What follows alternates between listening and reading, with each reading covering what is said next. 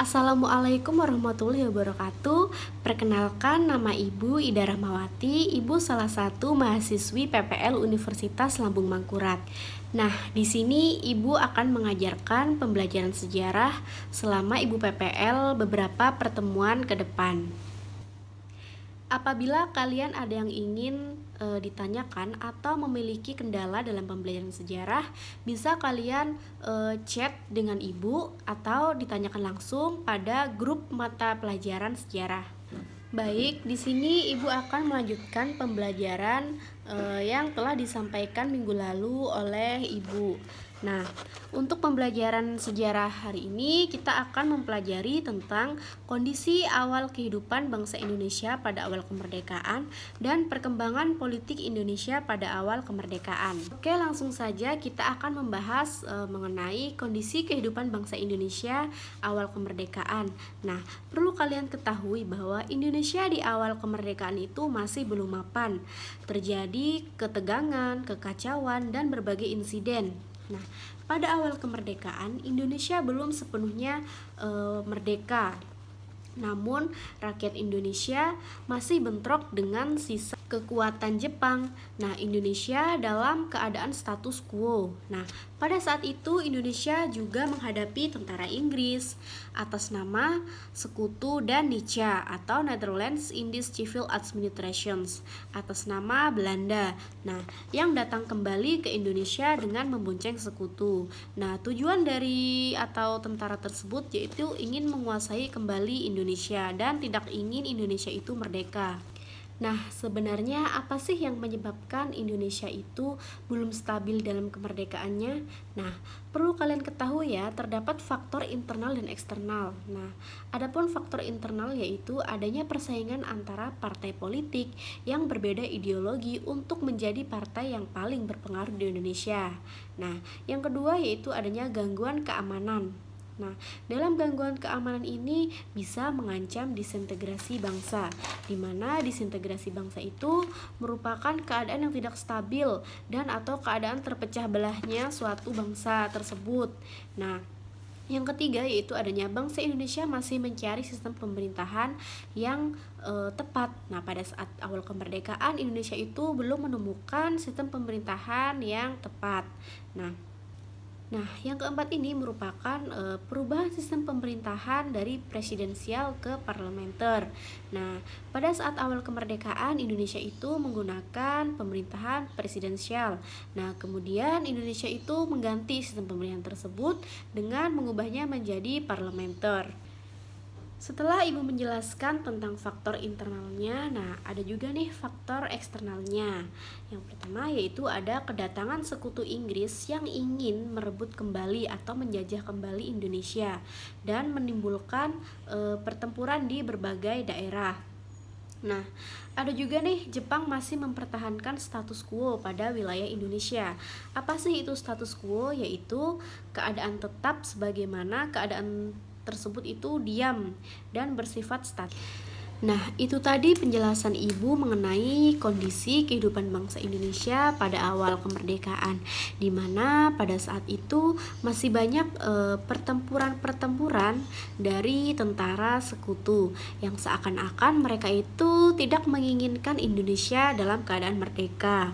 Nah, pada saat itu Indonesia juga belum memiliki sistem pemerintahan yang cocok. Nah, sehingga terdapat berbagai pertempuran-pertempuran di berbagai daerah. Nah, selanjutnya nih Ibu akan menjelaskan tentang bagaimana sih perkembangan politik Indonesia pada awal kemerdekaan. Indonesia memang dikatakan telah merdeka, tetapi untuk dapat menjalankan organisasi kenegaraan memerlukan perjuangan dan pengorbanan. Nah, dinamika perkembangan politik bangsa Indonesia dapat kita lihat sebagai berikut. Nah, yang pertama yaitu adanya terbentuknya negara Indonesia. Nah, pada tanggal 18 Agustus tahun 1945, Presiden Insinyur Soekarno memimpin sidang PPKI untuk menghasilkan 3 keputusan penting, yaitu mengesahkan Undang-Undang 1945, memilih presiden dan wakil presiden, dan membentuk Komite Nasional Indonesia. Dengan demikian, Indonesia telah memenuhi syarat untuk menjadi suatu negara. Pembentukan provinsi di seluruh wilayah Indonesia. Nah, pada awal kemerdekaan, provinsi di Indonesia itu hanya terdapat 8. Nah, antara lain yaitu ada Provinsi Sumatera, Jawa Barat, Provinsi Jawa Timur, Provinsi Jawa Tengah, Sunda Kecil, dan Provinsi Maluku, Provinsi Sulawesi, dan Kalimantan. Yang ketiga yaitu adanya perubahan sistem presidensial ke parlementer. Nah, kenapa sih Indonesia pada saat itu mengubah sistem pemerintahan presidensial ke parlementer? Karena adanya tantangan dari beberapa anggota KNIP yang dipimpin oleh Sultan Syahrir. Nah, terhadap bentuk pemerintahan presidensial yang mana dianggap pada saat itu masih otoriter. Menyikapi hal tersebut, dikeluarkannya maklumat dari Wakil Presiden pada tanggal 16 Oktober 1945 memperbolehkan adanya partai politik dan mengganti sistem pemerintahan menjadi sistem parlementer dengan mengangkat Sultan Syahrir sebagai Perdana Menteri. Yang keempat yaitu adanya konferensi meja bundar. Nah, konferensi meja bundar ini atau disebut dengan KMB dilaksanakan pada tanggal 23 Agustus sampai dengan 2 November pada tahun 1949. Nah, pada akhir Desember pada tahun 1949, berdasarkan hasil konferensi KMB ini, Indonesia berhasil mendapatkan pengakuan kedaulatan dari Belanda. Nah, naskah pengakuan tersebut ditandatangani di 2 tempat, yaitu di negeri Belanda dan di Indonesia. Nah, penandatanganan ini menegaskan kedaulatan Indonesia. Bentuk negara Indonesia pun berubah menjadi Indonesia Serikat, yakni berubah menjadi Republik Indonesia Serikat. Nah, setelah adanya hasil keputusan dari KMB tersebut, maka berdirinya Republik Indonesia Serikat, di mana yang berbentuk negara federal, memecah belah persatuan bangsa. Nah, pembentukan negara-negara bagian tersebut yaitu sebagai negara boneka sebenarnya hanyalah merupakan akal-akalan dari Belanda, di mana tujuan dari Belanda tersebut ingin memecah belahkan negara Indonesia. Pada awal dibentuknya untuk melemahkan kekuatan Republik Indonesia. Justru Republik membalikkan arah dan menginginkan Republik Indonesia Serikat kembali ke NKRI. Nah, pada saat itu sengaja ya negara-negara bagian atau yang dinamakan dengan negara-negara boneka itu merupakan siasat dari Belanda yang tujuannya untuk mempecah belahkan bagian negara Republik Indonesia tersebut. Tetapi pada saat itu di berbagai daerah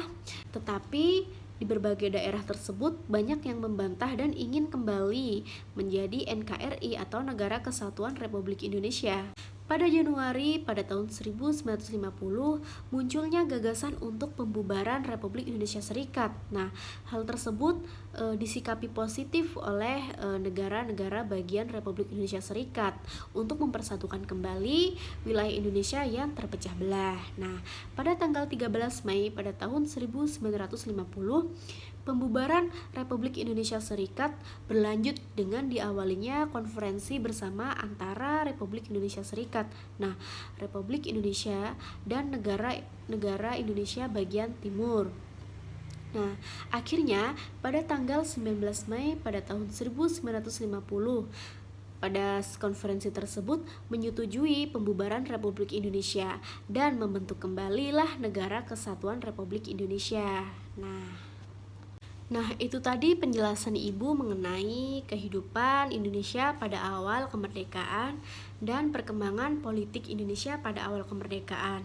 Nah, apabila kalian belum ada yang dipahami mengenai pembelajaran sejarah hari ini, kalian bisa menanyakan langsung ke Google Classroom yang sudah Ibu sediakan roomnya. Dan pada akhir pembelajaran ini, Ibu nanti akan men-share soal evaluasi untuk kalian kerjakan.